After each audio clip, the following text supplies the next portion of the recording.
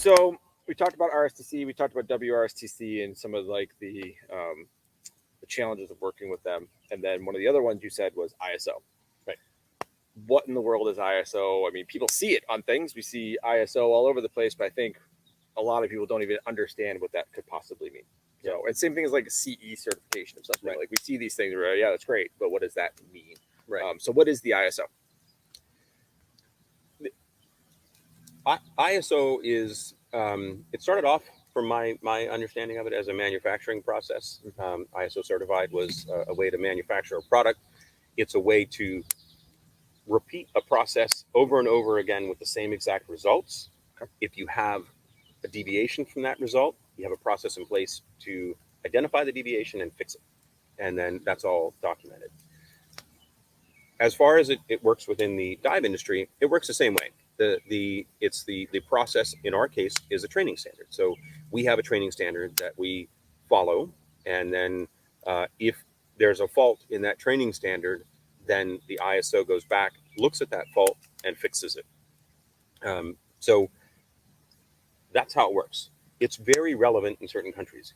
For instance, Europe, you can't do business really unless you're ISO certified. Mm-hmm. In the US, not so much. Yep. People don't understand that process. We have it. We've had something similar to it for a lot of years. We've had ANSI, Yep. which is our safety body. Yep. Most people don't know what ANSI is, and Yep. that's an American specific thing. Yep. And we have most people would probably know what UL is because they'll see it on their light bulbs. Yep. Yeah. That's a testing process. The advantage of the ISO is also the fact that it's a third-party process. So this is not another training agency looking at your standards. This is a third party who's coming in, auditing your entire process, your standards, your quality assurance, your record keeping, your everything, and making sure that it's all up to par. And it's a renewal process. So every 5 years, this has to be repeated. You have to have them come in and recertify you. Okay. It's not a lifetime thing. Nice. So what does ISO stand for? What are the letters stand for? International Standards Organization. International Standards Organization. Beautiful. Yeah. So you said recertified every 5 years. You said that they go through and kind of check out some things. What does that process look like? How does that process go down? Because I know you're kind of working on that right now, right? So we are. Yeah, we are. We're in renewal phase right now. Right. So since we're in renewal phase, like what is that timeline? How does that whole thing work out? And what are like kind of the challenges to work within that? Yeah, since we have been audited many times now, I think this will be our fifth audit, I believe. It's right around in there. So since we have done that, ours is a renewal. It's a little easier than the initial process, but there's different elements to it. There is the actual standards audit. So they go through and they look at all of our standards. We have to show them every standard change that we have made over the past 5 years since our last certification. Then they go through all of our quality assurance, and not the actual details of the quality assurance, but the process, how many quality assurances we have had, and then how many we currently are working on. And then they go through a practical portion of it. So they want to sit in and see the practical portion of training of individual candidates, usually at an instructor level or higher. And then they want private interviews with the candidates themselves. So they ask questions. What materials did you use leading up to this course? How long has this course taken? All of those types of things. And we can't be present during those interviews. Interesting. So it's kind of like a QA type of quality assurance type thing. Yeah. So, very interesting. How do you like working within it? Like how, you do a lot with it. I know you're on the phone very early in the morning listening to these conversations. Yeah, do you enjoy it? What's it like? I do enjoy it. I enjoy both sides of it. So the part that you're talking about, the early morning phone calls, those are nice because that's standard development, and that's a long process, and you have a lot of people involved with it. So it's all these people coming together to create a standard that they believe is the best quality standard for that particular course, whatever that course may be. And currently, we're working on rebreathers, so it takes quite a while.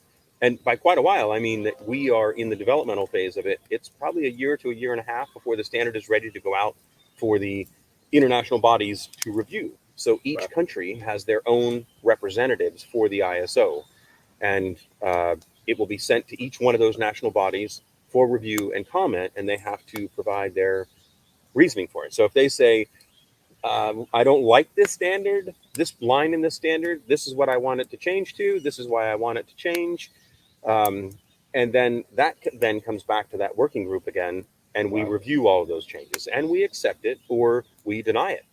Wow. And then That's a lot. yeah, it's a long process. So from start to finish, I would say an ISO standard probably takes 3 years. Wow. Before it's actually published. Wow. And you're working on rebreather ones now. Mhm. Are there any other ones that are being worked on, or do you guys kind of do it one at a time? No, It's a lot, no, right? there's multiple. So within the Wow. rebreather alone, there's 5 sets of standards, and Wow. then we're also working on scientific diving standards as well. Oh, nice. Yep. What goes into the scientific ones?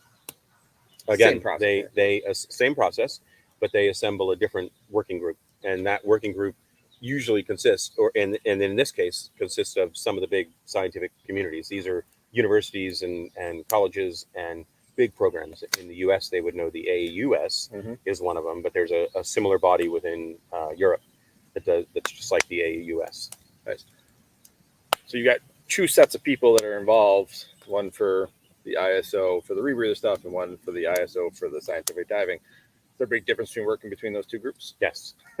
I mean, as you can imagine, a scientific instructor, diving instructor who's working at a university has a lot of time with a consumer, so or in their case, a student. So they have a semester, a half semester, a full year, or even 4 years to work with this individual to get them up to speed.